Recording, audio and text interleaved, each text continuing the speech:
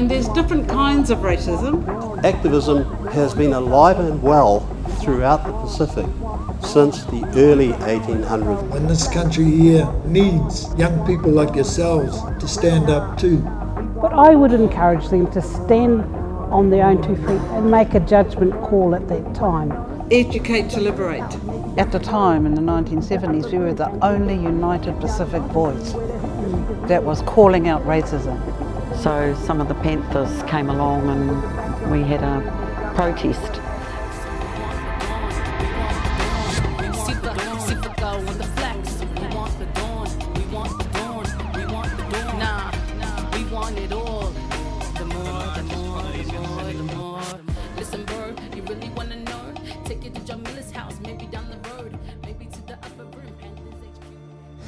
I know the stigma on all of us being Polynesian Panthers wasn't good. Here were these rioters and, people that broke the law and went against the government and, fought out on the street, troublemakers. It wasn't good. 16, 17-year-olds, we said, hey, we could see our parents and family suffering from this stereotyping, and we knew something had to happen because, so for us it was survival. It was a survival program. Our parents couldn't do it. They were busy working 6 days a week, 12 hours a day. And this was our hood. This is us. We weren't in Samoa or Tonga. We were here, born here. And so we had this responsibility to make things better for our people and our families. And I think that's why we got involved with the Panthers. So the Panthers gave us an opportunity to just do that. Help our people. In Central there were a lot of street gangs. They weren't patch gangs, they were just street gangs. So you'd have, for example, the Summer Street Boys, the O'Neill Street Boys, the Herne Bay Boys, all that sort of thing. And there was a lot of that kind of stuff going on in Ponsonby, and out of that came the myth that it was not safe to be in Ponsonby at night time, or that thing about Sunday was the best time to go to Ponsonby because we're all at church, or else we're all fixing our cars or something like that. So, top of College Hill there, a space that was opposite the offices of West End News, which is how we got to pay the rent by delivering the West End City News. And it was through Dove Meyer Robinson recognising that these young people in Ponsonby weren't gangsters, and probably to try and quell or give some direction to where these young people were going. And so we had no weapons on us or no other harmful devices, and we were not to attend any Panther function under the influence of drugs or alcohol, because you just won't be able to function and it's not good for you. Well, it was based on the Black Panthers rules. Yeah. That's why the guns weren't there in our rules. But the prison visits were interesting. We'd all be assigned a prisoner who, didn't have any visitors or anything like that, so we'd go and see them. And my dad kept wondering where all these wicker baskets were appearing at 4 Home Street, Grey Lynn, over the year of the visits, and they were from the prisoners who were so grateful for the visits that's what they made, these big laundry basket type wicker things, and they kept turning up at home and said, "Where are these from, Milani?" I couldn't tell them they were from the prisoners at Pareorimo, so it was hard. I did a lot of explaining back at that time. I got asked the Panthers, which is one of the other reasons I ended up joining, because I lived in Avondale and there was nothing there for Avondale youth. So the Panthers helped to set up what was called the barn. So it was the place where our Avondale youth could go to. And that was opened up on a Friday, and we'd have the music with the DJ and they'd all come in, and it was a barn. It's nothing like what you'd imagine today. And they also helped and supported when they were going to, we used to go to the Newlyn Community Hall, which is further along Great North Road, because they would have, that was another place where we could go. We'd all traipse from Avondale out there and they were going to close it. So some of the Panthers came along and we had a protest outside the actual community hall, you know, to try and see if they would keep it open. We and I established, after a visit from Bill and Willie, established a chapter in Dunedin, and we did homework centres, and I did that by putting notices around the university, but I did that with the help of the Quakers Student Christian Movement and the collective, Volunteers Collective. So they helped me get the news out there, and we had homework centre for disadvantaged children who lived out of town, and so these organisations would drive the 5 or 6, 10 Ks to go and grab these kids who were a mixture of Māori, Pacific Island and any disadvantaged kids to come down to the homework centre. We had the homework centre 2 days a week for 2 hours. So we had the help of the university students, and that's how I met my husband, because he had a van. And so, so that was really helpful. David Longy was a lawyer out Mangere, and it came to his attention that a lot of the people he was representing were Māori and Pacific Islander, majority, and a lot of them were young. So a group called Accord, Auckland Citizens on Racial Discrimination, contacted him, and he became a member of that group, Accord, and Accord worked with us, collaborated with us. They highlighted the fact that there were a lot of young people getting locked up, you know, underage, 14, being locked up with adult prisoners. And they came and contacted us and said, look, this is what's happening, let's do something about it. David Longy was already part of their organisation. So when it came to us, we felt that we needed to act on it and start helping our own people, because we were being attacked again, you know, arrested and put on Trump charges, you know, really stupid stuff. Idle and disorderly. If we were walking along Ponsonby Road, we'd get pulled over for being idle and disorderly, even if we were going to our auntie's house or just walking along, you know, idle and disorderly, mainly because we were brown. That was the lead up to the Dawnraids as well.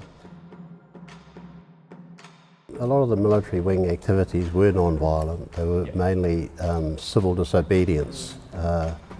And I know that the military wing was active at Waitangi. They're also active on what's his name, the Vice President of America, his visit, Spiro Agnew. They were active then. Well, we can't tell you, because then we'd be admitting that we did it.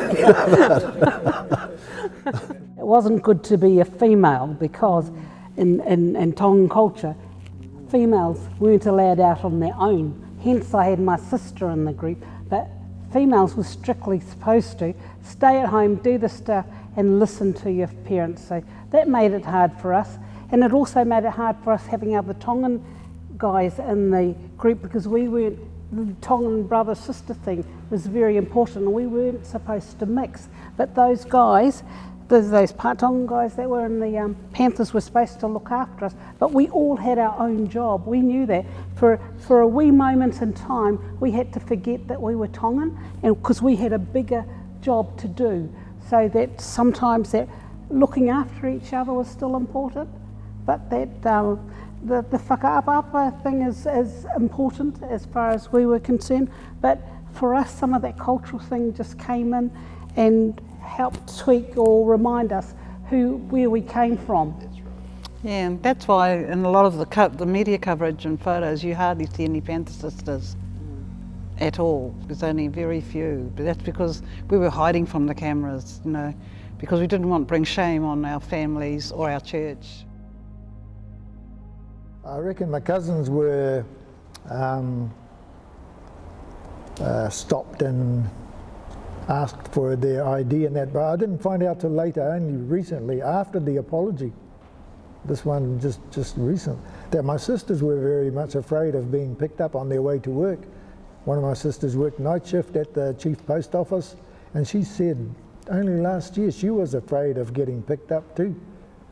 And my other sister worked at Feltex in Richmond Road. She was afraid. She didn't tell her Palangi husband how she felt about it, but she was fearful of being picked up, you know.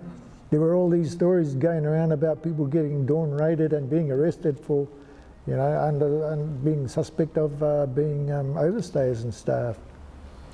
I think for me it was not so much the door knocking at dawn, but what I think affected myself and other families was the so-called random checks, which were not random, they were targeting us. And there was no guarantee that you, and as Tingy's mentioned, no guarantee that you would be able to go about your business freely and without being stopped or questioned or asked for your immigration status, etc. So there was always that concern, and I think that affected everybody. And it comes home to me personally because my older brother was stopped as part of the so-called random checks. And had he not produced his university ID, he probably would have been taken down for further questioning because, well, the profile for most of us in those days was an afro, wear brown, a shirt, blue jeans and jandals. That was the uniform. So we're probably more than likely to have been taken down and questioned even more. I had a sister that was in the police force. Fortunately, she was in Rotorua, because otherwise she would have been in the middle of all of this stuff. But I had several relatives that they knocked on the door, and talking to my cousin when we were here for the 50th anniversary, and she was talking about, you know, having to run out the door and making people jump through the window and having to hide them outside, and you know, I mean, I just can't imagine the old lady jumping outside and doing all of those things. So, I mean, I was really sad about that. And I mean, as you came up the island, because in those days as students, you took student fairs and you travelled all over the place. But you'd come, you know, like I get to Wellington and they say, "Oh, Mary, what are you all lot doing up in Auckland about all of those poor people that have been Dawnraited?" And I said, "Well, hey, look at yourselves, but what are you doing about it?" So, you know, I said, look, we're trying to do the best we can to look after our own people. Yes, they may not be here illegally, but we have to do something for them. So there was this pull to do something from so far away when you know that you can't actually be as active as you could up here. So yeah, it had an effect on my family, had an effect on me, because I felt really pulled to really be up here to do something else more than what I was doing in the South Island. My family wasn't Dawnraided, we lived in Invercargill, but we did have the immigration come and knock on our door, and my mum explained it that she saw someone go to the front door and someone go to the back door, and she said just that feeling of being really hemmed in, like knowing something was up and being hemmed in, and we were having dinner, and so yeah, even something seems so subtle, but it has a really big impact on how it makes someone feel. And they came to us for my dad's papers, that's what they were there for. And back to what you were saying, Tingy, about Muldoon, I've got a letter that was written to a lady who'd written to Muldoon from, I think, Amnesty Aroha was the group, and, you know, protesting about what was happening with the Dawnraids and overstayers. And the letter signed by Robert Muldoon, his hand, says it's all been blown out of proportion. So a real dismissing of the whole thing, and you know, they were really trying to make it more prominent and heard, but you just go away, it's just blown out of proportion. So that sort of attitude. Today, I stand on behalf of the New Zealand Government to offer a formal and unreserved apology to Pacific communities for the discriminatory implementation of the immigration laws of the 1970s that led to the events of the Dawnraids. The place that we were in, that 49 years earlier, there was another meeting there, a very different meeting. It was between the police, immigration and the Pacific communities. And for the first time, Pacific communities, the elder part of the community, our elders, joined and were speaking. So there was a whole sense of history that just funneled into that podium on that night and onto that stage where we were sitting. 49 years earlier, we were down there, Yeah. and now we're here. Yeah. So it was pretty special from that point of view, and also, you know, for the Panthers to be able to have a space in all of the activity that was happening. And I really felt that somebody else should have been speaking, not myself. But when you, it's like that whole thing of who's going to put the bell around the cat. Nobody wants to put the bell around the cat. But I think it was so appropriate that it was us up there, because at the time in the 1970s we were the only united Pacific voice that was calling out racism. Thank you for listening to the voices. The voices as much as the silence of the people most deeply affected by the trauma of the Dawnraids. You have a heartfelt thanks to the Polynesian Panthers.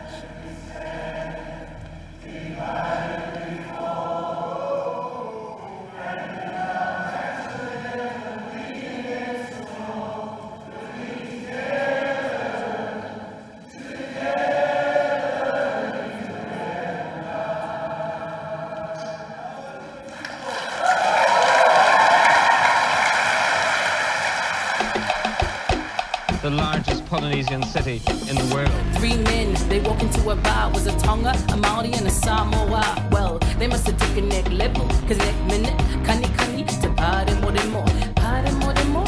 Yeah, that's a prison-ism, fear-mongering mechanism, cultural cataclysm. Too many words, they got too many nerves. Stopping us on the street is a bad cop, criminology 101, ooh-wah. Back off backlogs of fights without a backing. Back us in the corner of the factory while we're still stacking. Cheeky Daki with an untouchable dream. I'm the migrant seed and you the tall poppy. And so the story goes, I'm in good, took a fall and get thrown into the cells like they're going straight to hell. Nah, stuff that we didn't come from backs to be treated like a doormat. Weaving words on the throws of the fallen mat. Talk like a talk back. Then I walk back to a lineage of men who never got the chance to cut the rug with